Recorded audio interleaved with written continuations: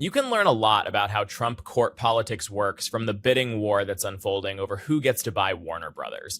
Netflix and Paramount have been in a bidding war over the studio, which also owns the streaming platform HBO Max. Paramount was considered by many to be the leading contender, but last week, WB decided to go with Netflix's offer.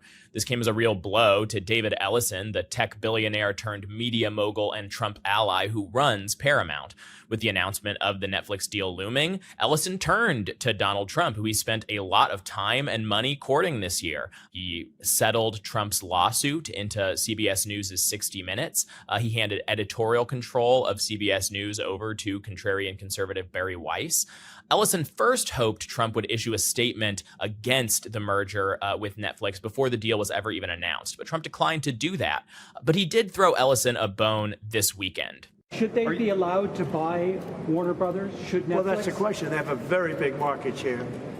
And when they have Warner Brothers, that share goes up a lot. So I don't know. That's going to be for some economists to tell. And also, and I'll be involved in that decision, too.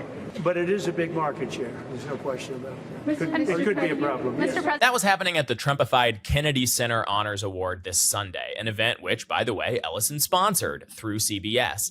Ellison seemed to see those comments as a green light. On Monday, he announced that Paramount would attempt a hostile takeover of WB, going around the company board and making the case directly to shareholders, saying, one, he's going to pay them more money, but B, Netflix is unlikely to get regulatory approval, as Ellison said. That's a very interesting way of putting it, that he seems to think Donald Trump will come through to spike the Netflix deal after all. So where does it all go from here? There's a good chance Trump does come through for Ellison. He keelhauls the Netflix deal and lets Ellison swoop in to clean it up.